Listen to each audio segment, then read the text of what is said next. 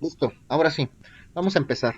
Y bien lo comentan, me parece acertado. Vamos a hacer un repaso en términos muy generales. Recuerden que todo está almacenado en el canal que les comento, ¿no? Para hablar de actividad pericial, lo primero que tenemos que entender es quién es un perito, qué es un perito. Vamos a hablar algunas cuestiones doctrinales en su momento. Vamos a ver cuáles son las cuestiones técnicas y prácticas de los peritos. Pero de primera mano les puedo comentar que un perito, como se los he mencionado anteriormente, es un experto en un arte, en una ciencia, en una profesión, ¿ok? No es lo mismo hablar de un perito en cerrajería que hablar de un perito en criminología, por supuesto que no. Eh, ¿Por qué? Porque a pesar de que el perito en cerrajería también tiene conocimientos específicos, no podemos inferir, de acuerdo a la ciencia, que la cerrajería puede ser consistente justamente en una ciencia. La cerrajería, por decir algo, por decir algún tema, a lo mejor es un oficio, ¿no? Y esto se lleva a dar a cabo. Claro que necesitamos peritos en cerrajería. ¿En qué casos? Vamos a pensar en un despojo, por ejemplo, ¿no? Yo necesito acreditar que mis llaves ya no entran en la cerradura porque una persona ajena al suscrito, que no es propietaria de un inmueble, y yo sí, pues me cambié las llaves de las chapas de mi casa y pues ya no puedo entrar yo a la vivienda o al inmueble que es de mi propiedad. Entonces van a necesitar acreditar que efectivamente alguien cambió las cerraduras de su casa. Y para eso existe, por ejemplo, la prueba pericial en materia de cerrajería. Cuando el juez, y eso se los voy a comentar, y me refiero al juez, ¿por qué? Porque finalmente la prueba pericial es una prueba, es un medio de convicción en derecho, por lo menos así es en derecho, es un medio de convicción. Cuando el juez no está dotado de los conocimientos suficientes, tiene que acudir y tiene que pedir auxilio a un perito. El juez es abogado, el juez no está obligado a saber de química forense, ni de genética forense, ni de criminalística, ni de criminología, ni de trabajo social, ni en finanzas, ni en contabilidad. Por supuesto que el juez no está obligado a ello. Pero ¿quién sí? Pues un perito, un experto en un arte o en una ciencia. Ahora, les comentaba que la cerrajería no es lo mismo, no es lo mismo hablar de un perito en cerrajería que hablar de un perito en criminología, por ejemplo. La criminología sí es considerada como una ciencia propiamente. ¿Por qué? Porque tiene un objeto de estudio. De hecho, la criminología tiene varios objetos de estudio. Supongo que ya lo vieron. La delincuencia, el delincuente, o el criminal, la criminalidad, el crimen, todos esos objetos de estudios vastos y múltiples en materia de criminología. Entonces, la criminología sí es una disciplina considerada como ciencia, la cerrajería no. Cuando yo quiero acreditar un extremo, una circunstancia, un acontecimiento, se lo quiero acreditar al juez.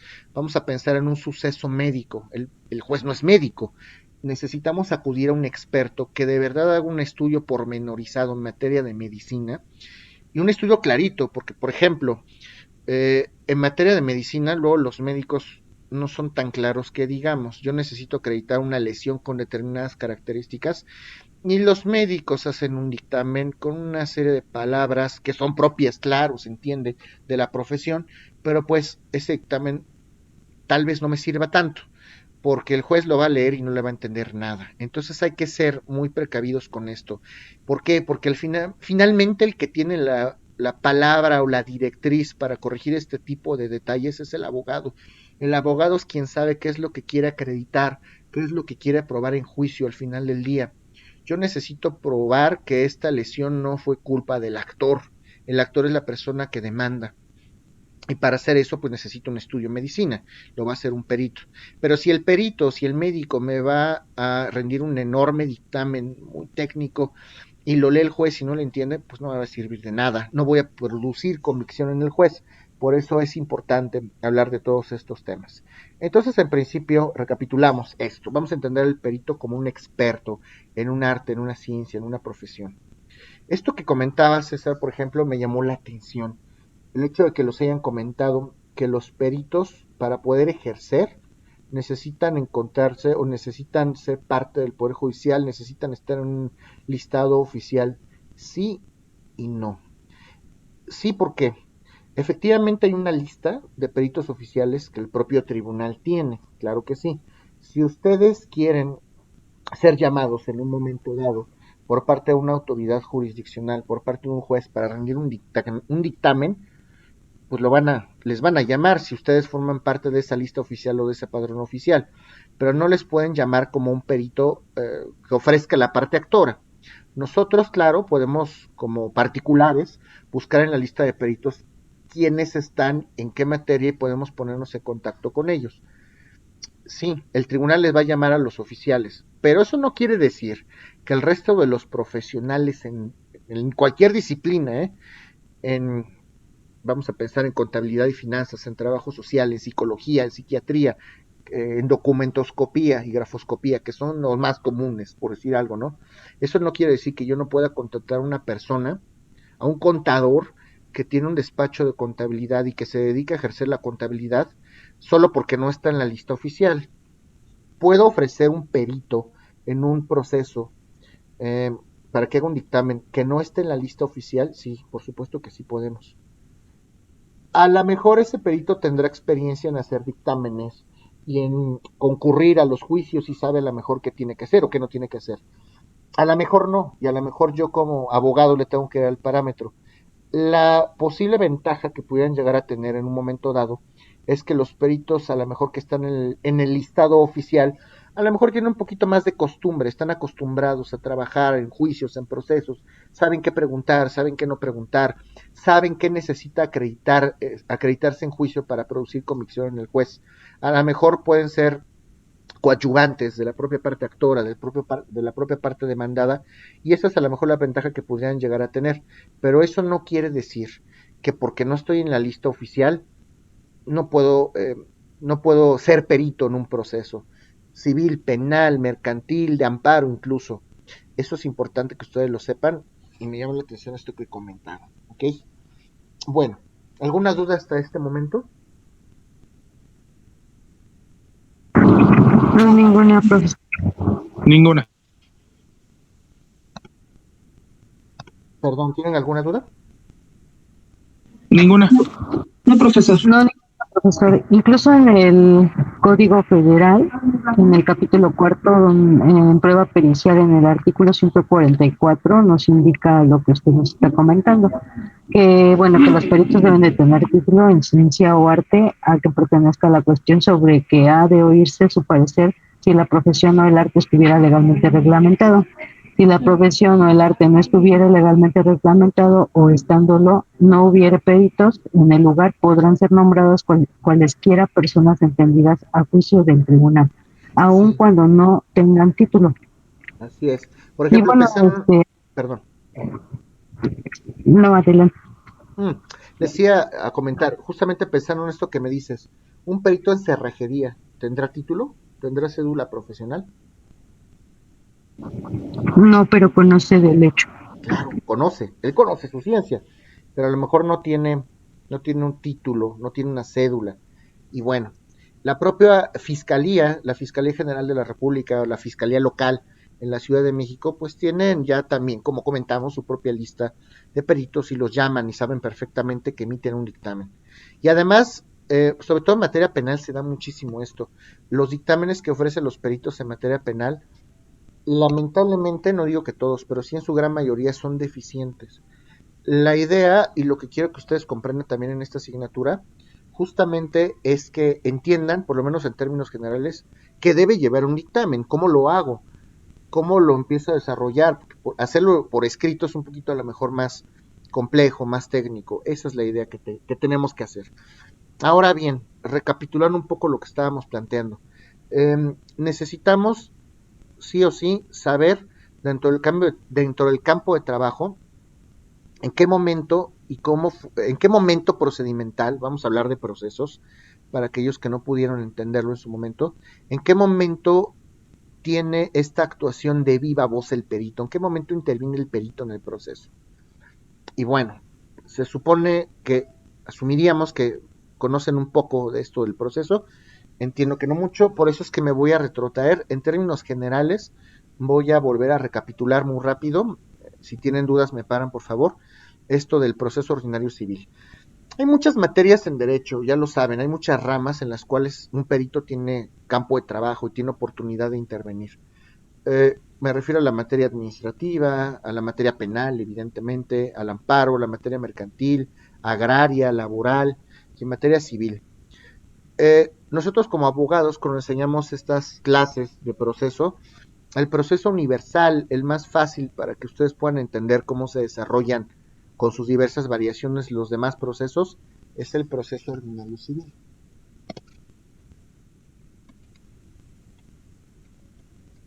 ¿Ok? En algunas cuestiones trataré de no ser tan técnico porque tampoco es la materia. Donde sí me voy a detener un poquito en su momento otra vez es en teoría general de la prueba, porque si tienen que saber si van a ser peritos o si les interesa esta actividad, sí tienen que saber qué otras alternativas tendrían y qué otros instrumentos existen para acreditar cosas. Finalmente su dictamen o su estudio va a servir para acreditar acontecimientos, hechos. Entonces voy a explicar en términos muy generales cómo podríamos aterrizar el proceso ordinario civil y en qué momento interviene el perito. Y en qué momento también hablamos de otras pruebas. Entonces hablemos del proceso ordinario civil. Es el común. Hay muchos procesos y hay otros procedimientos especiales, hay otros procesos especiales. Pero vamos a hablar del proceso ordinario civil. ¿Cómo empiezan las cosas? Les comentaba en un momento dado que no necesariamente empiezan con una demanda. Demandar significa pedir, solicitar. ¿Qué le estás pidiendo al juez? ¿Y por qué le estás pidiendo eso, no? Cuando yo acudo a la instancia jurisdiccional o a un juez, quiere decir que tengo un pleito, hay un problema con otra persona o con otras personas. Y además quiere decir también que ese pleito no lo pudimos solucionar nosotros. Si yo planteo un juicio es porque ya intenté todas las medidas posibles y no pude llegar a nada. Desafortunadamente no pude dirimir la controversia. Entonces, la propia Constitución a mí me da pie, con fundamento en el artículo octavo 8 de la Constitución Política de los Estados Unidos Mexicanos. Artículo 8. Este es el derecho de petición. Todos tenemos derecho, por el simple hecho de encontrarnos en territorio nacional, en los Estados Unidos Mexicanos, de pedirle a la autoridad, de hacer una solicitud respetuosa, por escrito. Todos podemos pedir y todos tenemos ese derecho. Ese derecho no puede ser menoscabado. De que prospere o no prospere, esa es una situación totalmente diferente, pero todos tenemos esa prerrogativa fundamental que está prevista en la Constitución. ¿Okay? Ahora, las cosas no necesariamente tienen que iniciar con un proceso. Tal vez yo necesite prepararme para demandar. Tal vez yo necesite preparar un juicio antes de iniciarlo. Y las dos partes que están involucradas en un proceso se les llaman actor y demandado. ¿Ya sabían esto o no lo sabían? Sí, Ok, bueno. Bueno, el actor es la persona que va a iniciar las cosas. El actor es la persona que va a plantear una demanda. Como yo se lo pedía mi contrario en juicio y él no accedió, yo voy a plantear una demanda, voy a plantear una solicitud, demandar es pedir. ¿Y a quién le voy a pedir? Pues al juez. Oye, juez, yo tengo un derecho y esta persona no lo respetó. Te pido a ti a través de esta demanda que lo obligue hasta que respete mi derecho y restituya a mi favor la posesión de mi casa. O que me restituya el pago de la cantidad de dinero que le presté. Yo le presté 1,000,000 de pesos al señor y el señor no me quiere pagar, ya le pedí ese monto y resulta que pues no quiere y ya no lo localizo, ya no me contesta el teléfono, etcétera. Entonces, te pido por favor que lo condenes a que me pague. Y si se niega, oblígalo. Hay muchos medios, la ley tiene medios para que lo puedas obligar. De eso se trata la demanda. Pero en derecho, todo lo tenemos que documentar, todo lo tenemos que probar y aquí es donde empieza a cobrar relevancia la famosa prueba pericial, no es la única, hablaremos de las demás, pero la prueba pericial es un medio de convicción para producir convicción en el juez. ¿Qué queremos probar con esto? No en todos los casos la prueba pericial es la prueba idónea para acreditar algunas cuestiones en juicio. Eso lo vamos a ver más adelante. Vamos a hablar de una deuda, vamos a iniciar con una deuda para hablar de cómo es que se podría preparar un juicio. Esto es importante, esto a todos nos puede interesar. El típico caso, un préstamo de palabra. ¿Cuántos de ustedes no le han prestado dinero a una persona en la cual aparentemente confían y esa persona ya no les quiere pagar. Oye, te presto, no sé, te presto 500,000 pesos para que te compres un carro, ¿ok? Sí, muchas gracias. Te lo pago a finales de mayo. De palabra, ¿eh? Hay gente que tiene la precaución de documentarlo en un pagaré, por ejemplo, ¿no? Fírmame esta letra que se firma que se venza el último día de mayo. Si el último día de mayo no me pagas, yo voy a hacer efectivo este pagar en juicio y te voy a demandar no nada más lo que te presté, sino también los intereses moratorios. En el caso del pagaré, pues la prueba reina de ese proceso va a ser un pagaré y ese tendrá que ser un juicio ejecutivo mercantil, por ejemplo. En otros casos no. Pero vamos a pensar cómo se podría preparar un juicio. Este caso, tengo a mi mejor amigo, hasta antes de que me diera el dinero, ¿no? Claro está. Te presté los 500,000 pesos, llega el último día de mayo y ya no me los pagaste. Gran problema. No, dame chance, medio mes más. Y pasa el medio mes y tampoco. ¿Ok? Tenga mucha precaución con esto porque las acciones de cobro tienen ciertos plazos. Y si no las plantean en el plazo adecuado, pues aunque les deban dinero, ya no lo van a poder plantear en un momento posterior. Eso es importante. Pero vamos a pensar que fue un préstamo de palabra y se termina mayo y el señor ya no me contestó el teléfono. ¿Tengo algún medio o existe alguna manera en derecho para que yo pueda demandarle ese monto que le presté? ¿Ustedes qué opinan?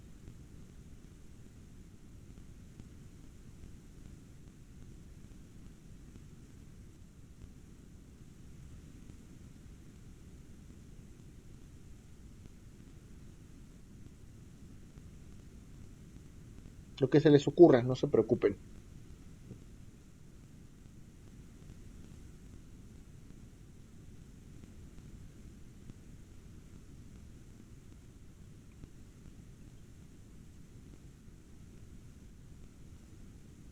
Lo que les venga a la mente, muchachos, no pasa nada.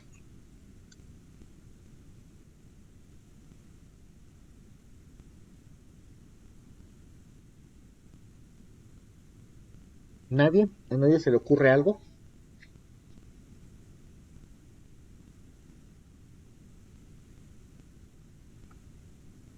Bueno, Sí se, perdón, sí, no, profesor, adelante, adelante. sí se debe de poder demandar, no sé, mediante testigos ¿Ok? para poder así Acreditar el adeudo, ¿no? sí, acreditar el adeudo, pero exhibiendo a los testigos para que ellos puedan dar fe de que sí se realizó ese préstamo, aunque fue de palabra. Ok, Pues, ¿cuánto? gracias. ¿Alguien más?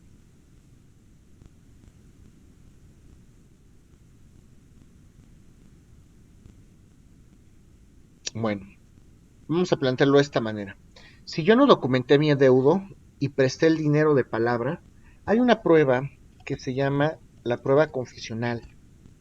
La prueba confesional son una serie de preguntas que se le hacen a las partes involucradas, ya sea al actor o al demandado. Dicen por ahí los especialistas, los doctrinarios, que la prueba confesional es la prueba reina. ¿Qué mayor evidencia quieres en derecho que una confesión? Sí, confieso que le debo dinero. Confieso que le debo dinero y confieso que no le pagué. ¿Ok? Esa es la prueba confesional. Y si yo no documenté el adeudo, yo puedo preparar ese juicio a través de una confesión.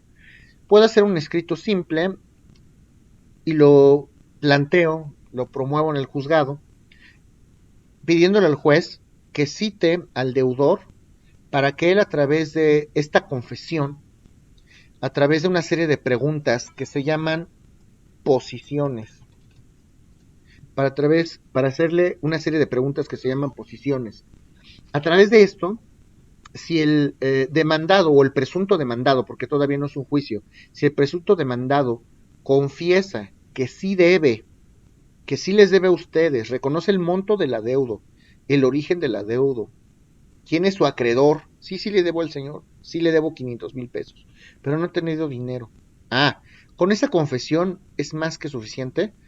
Ustedes lo que harían sería hacer un escrito solicitan nuestras diligencias, oye, quiero hacer unas preguntas al deudor porque no lo documentamos, notifican al deudor, señalan una fecha para la celebración de una audiencia, ustedes plantean estas preguntas que tiendan a acreditar el adeudo. Una vez que confiesa, se cierra la audiencia, concluyen las diligencias y ustedes pueden pedir copias certificadas de esas diligencias. Y esas copias certificadas son una prueba preconstituida. Los juicios a veces se pueden preparar antes. Ya cocinaron una prueba en el mundo del derecho.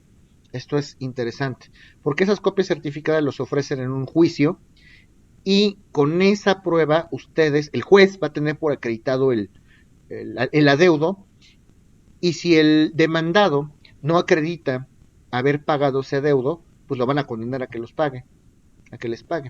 ¿Sí me di a entender o no de qué manera pueden funcionar en términos generales estos medios preparatorios? ¿Alguien tiene alguna duda de lo que comenté? No, profesor, entendí bien, entonces es la acción de reconocer el hecho mediante la concesión y así pueda realizarse de forma tácita y expresa. ¿Sí? ¿Estoy en lo correcto? De forma expresa, porque él ya confiesa en el juzgado que sí les debe. Ya hay una evidencia escrita, una confesión judicial que se desahogó en una audiencia pública. Esta figura se le llama medios preparatorios. Son los famosos medios preparatorios, ¿ok? Bueno, esto puede pasar antes de un proceso. Vamos a retomar ahora sí nuestro ejemplo del proceso ordinario civil. ¿Qué pasa en el procedimiento, bueno, en el proceso, que es lo correcto? ¿Qué pasa en el proceso ordinario civil? Pues todas las cosas se inician con una demanda. No me voy a detener aquí para poder avanzar en el curso, pero hay una sesión ahí que está documentada donde les explico cuáles son los requisitos que debe de llevar una demanda, cómo en términos generales podrían redactar una demanda. Y es importante esto que les estoy comentando porque desde la demanda, desde el escrito inicial de demanda, ustedes en algunos casos tienen que hacer referencia o tienen que mencionar la existencia de algunas pruebas. Esto se llama anunciar pruebas. En algunos procesos, como los civiles y como los mercantiles, desde que ustedes hacen la demanda, tienen que anunciar algunas pruebas. ¿Qué tipo de pruebas se anuncian en el escrito inicial de demanda? Los testigos, por ejemplo, y los documentos, que el nombre correcto no son documentos, se llaman instrumentos. De hecho, el nombre correcto de la prueba es la prueba instrumental y puede ser pública o privada. ¿Ok? Instrumental, pública o privada. Un documento público o privado. ¿Alguien sabe la diferencia entre un documento o un instrumento público y privado?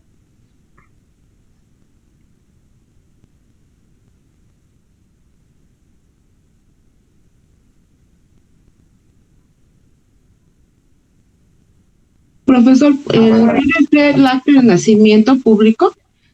Sí, Algo me acuerdo de ahí. Sí, es correcto. Ese es un instrumento público, efectivamente. ¿Y por qué es público?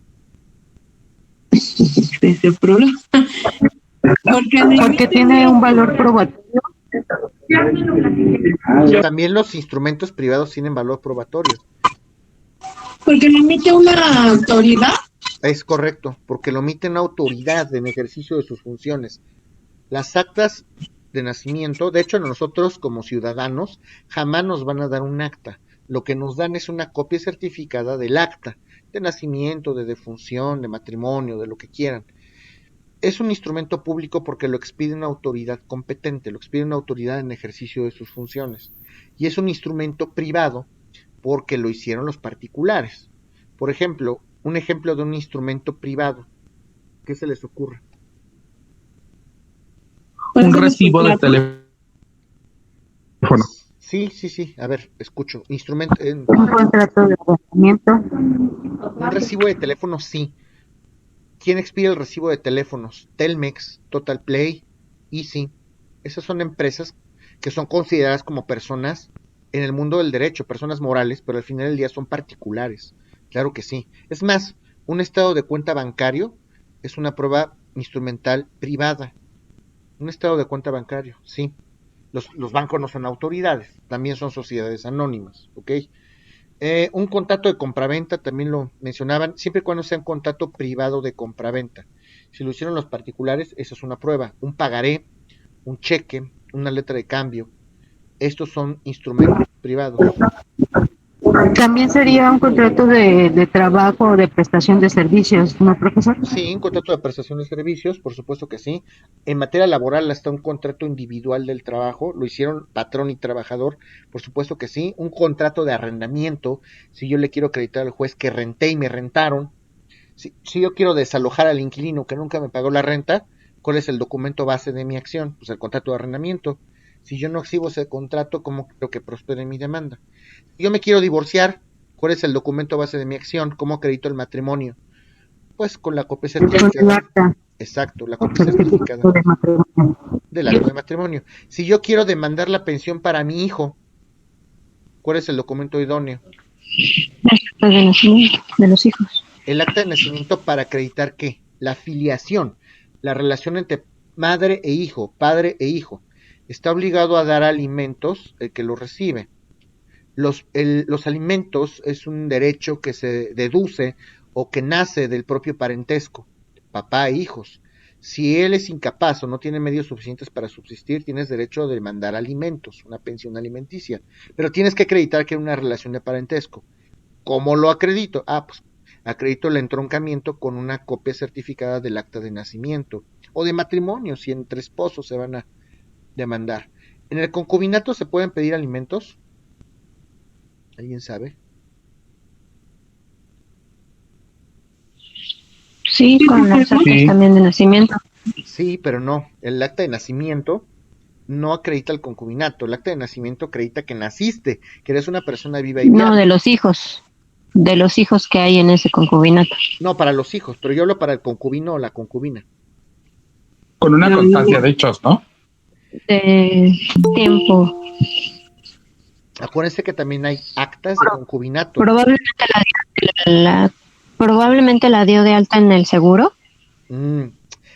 Dejen ustedes eso, porque eso es un error común que podemos llegar a conocer o a cometer en el mundo del derecho. Es que somos concubinos y tiene que darme pensión. Sí, claro que sí, el concubino y la concubina tienen derecho a pedir una pensión alimenticia, pero ¿cómo acredito eso? Por supuesto que el concubinato se tiene que constituir. Podría ser con la constancia domiciliaria o asistiendo a testigos. El concubinato, igual que el matrimonio, se tiene que constituir en derecho. Y hay actas que acreditan el concubinato, por supuesto que sí. O el juez decreta el concubinato, pueden exhibir la copia certificada de una sentencia donde los declaran concubinos, y además esas actas se van a inscribir al registro civil. O el registro civil me exhibe un acta formalmente de concubinato. Los dos documentos son idóneos para acreditar el concubinato. Me lo expidió el juez o me lo expidió el oficial o el juez del registro civil. Ya me acredito que sí es concubino. Entonces sí, tienes derecho. Ahora acredítame que no tienes medios suficientes para subsistir. Y ahí es donde empieza aquí el campo interesante. Si yo voy a pedir una pensión a favor de mi hijo, por ejemplo, y el papá trabaja en Bimbo, y el papá dice en el juicio, pues es que yo no tengo trabajo, yo gano 5,000 pesos al mes ahorita porque es lo que puedo aportar. De esos 5,000 te puedo aportar 1,000 pesos. Es lo que tengo, juez. Porque además dice la ley que los alimentos se deben de pagar o de sufragar en proporción a los ingresos de quien está obligado a darlos. ¿Qué pasa si el señor dice que gana 5,000 pesos, pero trae un carro último modelo, trae un Audi, trae un BMW, trae un Mercedes? ¿Cómo acredito que el señor sí tiene más ingresos?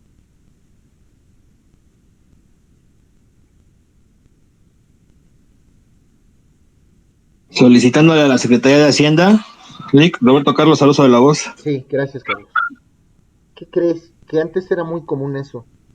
Yo podía solicitar al juez que girara un oficio al SAT para saber, pues, cuál es la declaración, cuánto gana el señor. Pero aquí hay dos cosas. Número uno, no todas las personas tienen una situación regular en Hacienda. A lo mejor el señor gana muchísimo dinero y reporta que gana estos 5,000 pesos. O número 2, el propio SAT ya nos pone el candado. El SAT dice, a ver, esto es secreto, yo no te puedo dar esta información. Hay una secrecía fiscal. Y a veces así los contestan, ¿eh? Entonces, ¿cómo le hago? Ya me dejó mal el SAT. ¿Con qué otra prueba puedo acreditarlo?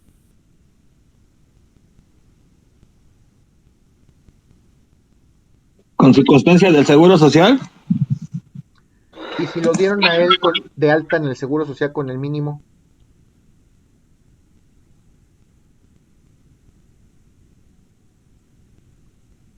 César, ¿tú no has visto esto dentro de en tu campo de trabajo? Ahorita que me estás comentando. Sí, se hace un peritaje social. Sí, voy a hacer un estudio en materia de trabajo social. Voy a nombrar un perito en materia de trabajo social y va a hacer un estudio en materia de trabajo social en el domicilio del actor, de la persona que va, de la mamá, porque ahí es donde vive el hijo, cuáles son las circunstancias económicas, sociales en las cuales vive el hijo, cuántas televisiones tiene, cuántos focos tiene, a qué escuela va, si es una escuela pública, si es una escuela privada, a qué está acostumbrado económicamente el niño.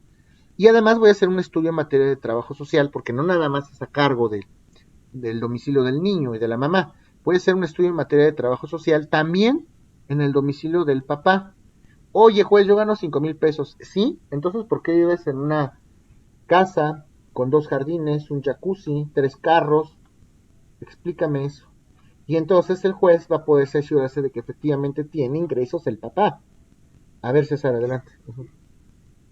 De hecho, nos explicaban un poquito eso y era de, por ejemplo, para ir a hacer la visita domiciliaria de peritaje a la parte demandada, nos decía, tienes que fijarte en todo, porque la persona va a buscar siempre marearte y decirte que no puede pagar y que no lo tiene.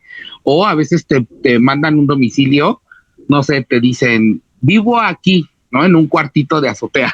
Sí, claro. Y aquí me dan chance de quedarme mi hermana o un familiar, ¿no? Y es como, desde que entras tienes que fijarte en todo. O sea, así de, ok, y a ver, ¿me podría mostrar qué hay en ese cajón antes de que lo abra, ¿no? ¿Qué tiene en ese cajón? Sí, sí, sí. No, pues tengo ropa. Ah, ¿qué tipo de ropa? Sí, a ver, ábralo. ¿O por qué tiene esos tenis? Claro, Es que fui a hacer ejercicio. Ah, pero sus tenis son Nike. así es. El coche, y aparte se hace una investigación con vecinos. O sea, se pregunta, oiga, ¿esta persona vive aquí? ¿Hace cuánto tiempo?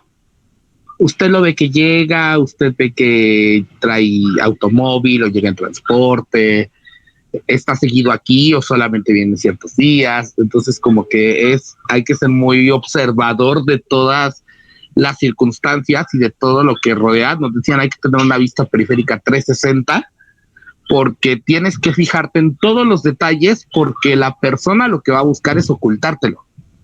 Claro. Entonces tú tienes que ver en dónde es donde tú se empieza a poner nervioso, donde como que ves que intenta ocultarte algo y tienes que ser muy detallista para poder ver todo. Eso es correcto y es importantísimo lo que está diciendo. Y al final lo que tienes que hacer es materializar ese estudio en un documento, en un dictamen. Dictamen en materia de trabajo social a cargo de la parte actora. Dictamen en materia de trabajo social a cargo del demandado Roberto Ávila Camacho, ¿no? Lo que sea. Bueno, y entonces ahí el juez, ahora sí, con elementos de convicción, sobre todo eso produce mucha convicción en el juez. No sé por qué las fotos, el juez siempre se basa en ese tipo de evidencias, son muy visuales. En la práctica la realidad es que son muy visuales. Ven las fotografías, no, sí, no. Claro que leen la metodología y leen el estilo de vida, con cuántas personas convive, cuántos dependientes tiene, qué escuela van los niños, etcétera. Y esto va a producir convicción en el juez. Esto es interesante. Justamente a esto Nick, iba. perdón, una pregunta. Con lo que acaba de comentar ahorita el compañero César, me surge un comentario, bueno, más una duda. Uh-huh. ¿Esto aplica para la mujer y para el hombre? O sea, ida y vuelta, este tema. A ver, repito aquí el supuesto que estaba comentando. Los alimentos en derecho son recíprocos. El que da los alimentos está obligado a recibirlos. siempre y cuando no tenga bienes suficientes para subsistir o sea incapaz en derecho. ¿Qué pasa si a lo mejor el esposo en un matrimonio es incapaz, le da demencia senil o a lo mejor no puede caminar y no puede trabajar y la esposa sí tiene una fuente de ingreso adecuada? La esposa tendría que darle alimentos al esposo. La esposa podría ser obligada en juicio o en proceso a darle alimentos al esposo. Pues sí, la verdad es que sí. Es una obligación además que nace, como les mencionaba hace un momento, que nace de la afiliación o de la relación de parentesco. Y parentesco llámese parentesco consanguíneo, llámese parentesco civil, que es legal, ¿no? Prácticamente, llámese parentesco, lo que comentábamos, ¿no? Entre esposo y esposa, ¿hay parentesco?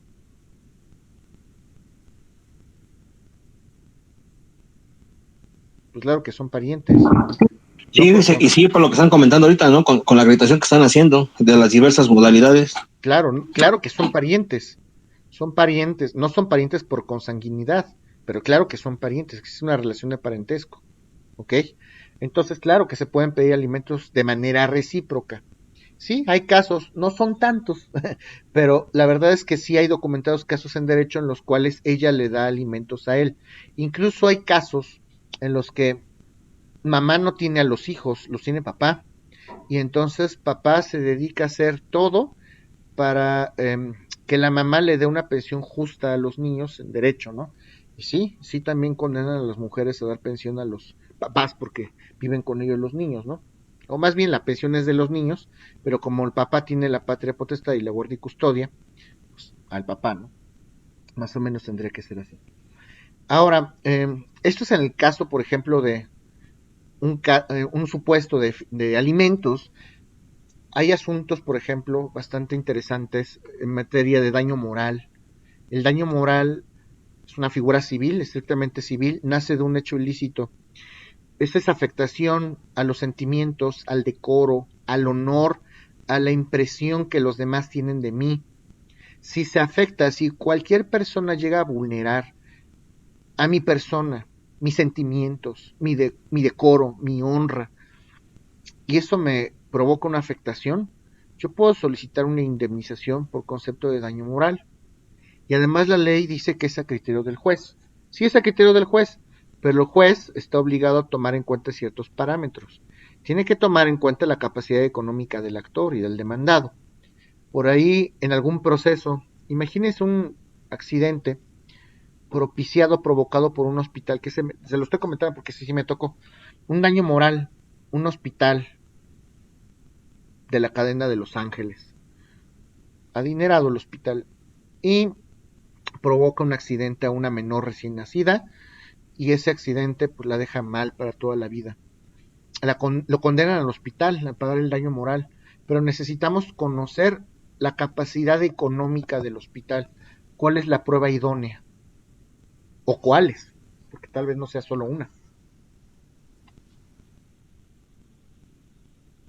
Una de ellas, por supuesto que es la prueba pericial en materia de trabajo social, y en ese momento el perito en trabajo social hizo su estudio de campo en el hospital, en el domicilio de la niña y de la mamá, y los señores del hospital diciendo, es que esta ala oeste del hospital no es mía, este edificio sí, pero ese pedacito no, porque está rentado. Oiga, enséñame el contrato de arrendamiento. No, bueno, luego se lo exhibo. No, a ver, enséñame el contrato de arrendamiento. ¿Y por qué no lo mencionó antes? Ese tipo de detalles, como los que comenta César, son a los que se pueden enfrentar en la vida profesional. Si lo vas a decir, lo tienes que soportar. Y este estudio lo va a leer el juez y va a decir, bueno, pues el señor dice que el hospital dice que está rentando el área de, no sé, de radiografías, de rayos X, pero no me exhibió jamás el contrato de arrendamiento. ¿Le creerán o no le creerán? Pues por supuesto que no le van a creer al hospital. Y entonces así va a venir la indemnización. Van a condenar al hospital a pagar. Además, van a conocer las posibilidades económicas, pero necesitan, ¿ustedes creen que tenga algún valor económico el decoro, el honor, la honra, este accidente que provocó que la niña nunca se pueda volver a desempeñar? Esa niña nunca se va a enamorar, esa niña nunca va a ir a la escuela, nunca va a tener amigos, nunca va a trabajar. ¿Creen que eso tenga precio? Pues no, ¿Y cómo lo pero cuantifican? Ese es el problema jurídico al que nos enfrentamos. ¿Cómo lo cuantifican? ¿Quién lo cuantifica?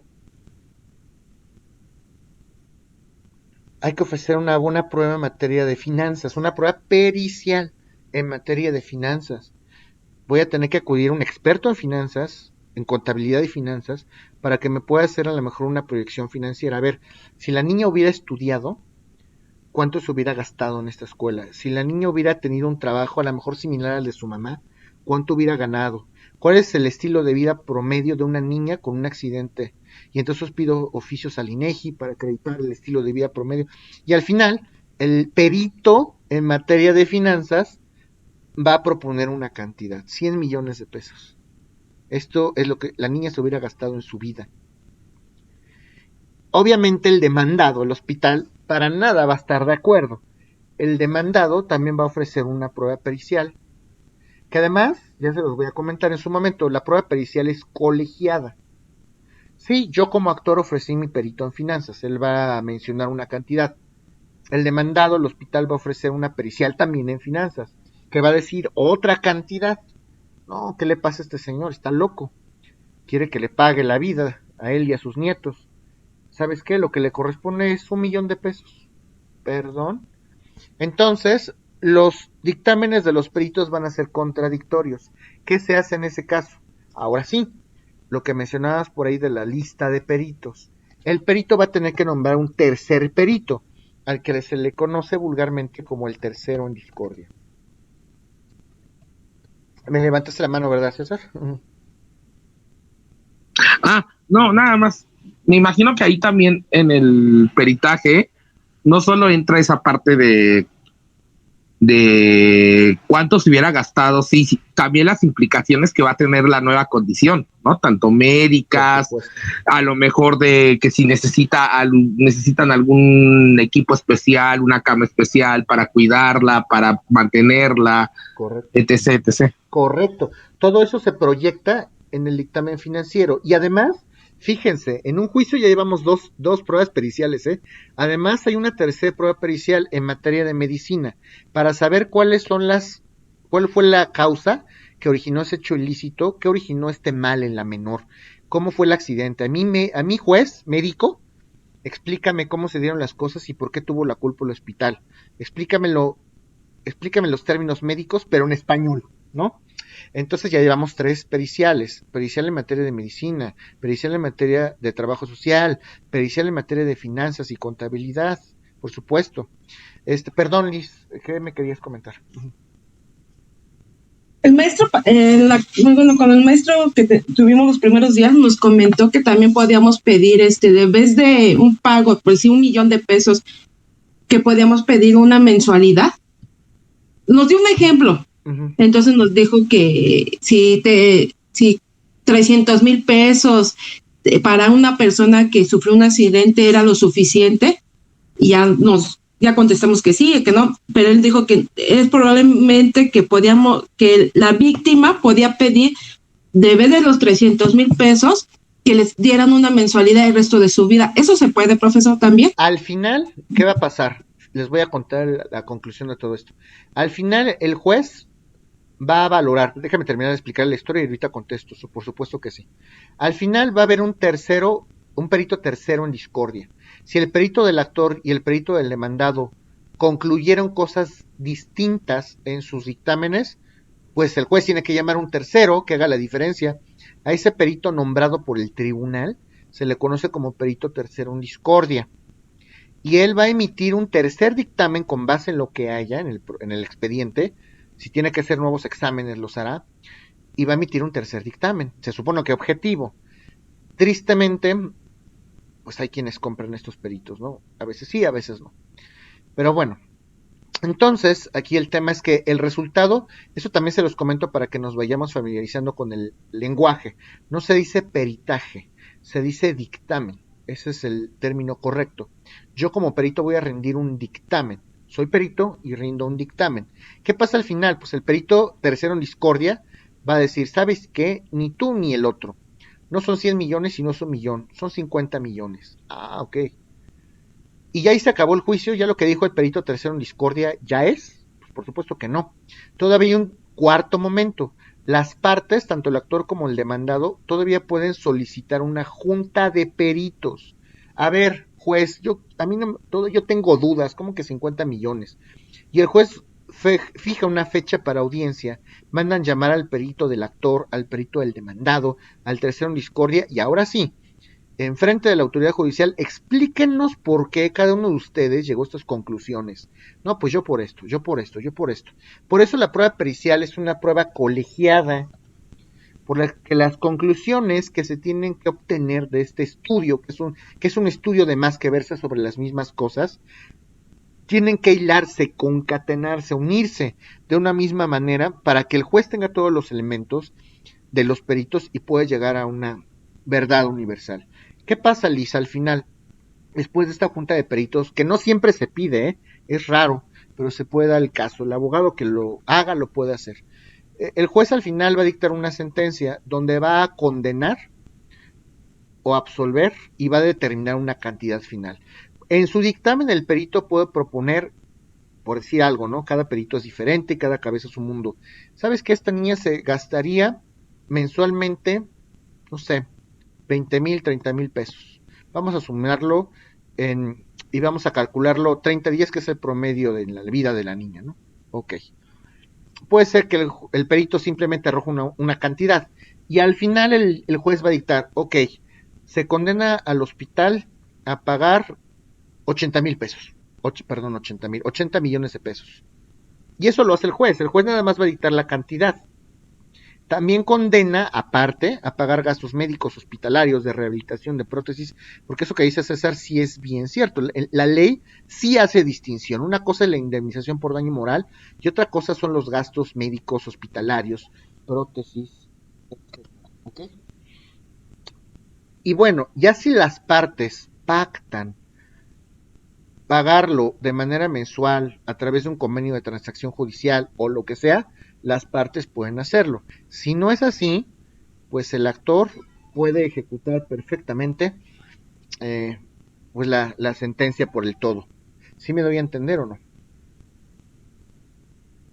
Sí, profesor. Ok, César, adelante. Lo que la compañera decía es que en el ejemplo que nos puso el profesor Torres, es que él decía que a veces los abogados, en vez de buscar, en este caso específico, en vez de buscar, por ejemplo, que le dieran 300,000 pesos de un jalón, suponiendo que la persona iba a vivir 30 años, si eso le iba a alcanzar para vivir 30 años. Era el caso de una persona que se había lesionado y ya no iba a poder laborar, o sea, ya no iba a poder generar ingresos. Okay. Y desde acá a veces los abogados lo hacían así porque ellos se llevan un porcentaje de lo que se gana, por así decirlo. Ajá, o sea, del total. Entonces le convenía más al abogado llevarse el 30% que le dieran una pensión o una mensualidad vitalicia el tiempo que durara viva la persona, porque a final de cuentas no había una certeza si iba a durar 10, 15, 20, 30 o 40 años, y que una cantidad fija así como tal, pues no podía a lo mejor saberse si la persona vivía 30 años y eso le iba a servir para tener una subsistencia. Ok, depende del proceso, César. Si tú demandas daño moral, por ejemplo,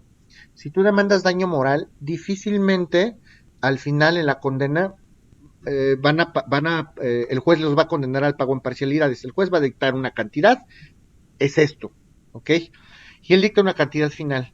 Generalmente cuando pasa esto de los plazos, y además el abogado cobra, por supuesto, porque así lo dice el arancel, el abogado cobra un porcentaje del total. Si te condenaron a 80 millones, pues el abogado ahí puede cobrar un porcentaje o puede cobrar conforme arancel, porque hay un arancel que nos rige. El arancel también habla de porcentajes, entonces puede ser un porcentaje del todo. Y si yo lo que pretendo como abogado, porque eso se plantea desde el principio, es alguna mensualidad o alguna cuota consistente en un pago mensual, eso lo tengo que pedir desde el principio en las prestaciones, y no en todos los casos es así. Podemos hablar de materia laboral, accidentes de trabajo, este tipo de situaciones, ahí sí podríamos, en materia de alimentos, sobre todo en materia de alimentos, ahí sí lo podemos platicar, pero en cuestiones de daño moral, el juez lo que hace es determinar el daño moral, la indemnización que te corresponde es tanto. Tú ya sabes si lo pactas en exhibiciones o no, o lo que sea. Más o menos sería así. ¿Sí respondí las preguntas? Sí, profesor. Sí, profesor. Ok. Sí, profesor. Bueno, niños, ¿tienen alguna duda de la sesión del día de hoy? No, agradecimiento solamente porque está cada vez más interesante esta asignatura. Muchas gracias, Qué profesor. bueno, muchas gracias. Agradezco entonces muchísimo su atención. Agradeceré que transmita a los compañeros estos anuncios y entonces nos vemos en nuestra siguiente sesión que técnicamente está programada para el día martes, ¿ok? Los que puedan asistir, con mucho gusto aquí los tendremos. Gracias, profesor. Buena tarde. Gracias, buenas tardes. Gracias, profesor. Excelente tarde para todas y todos. Gracias. Hasta luego. Gracias, profesor. Hasta luego. Hasta luego.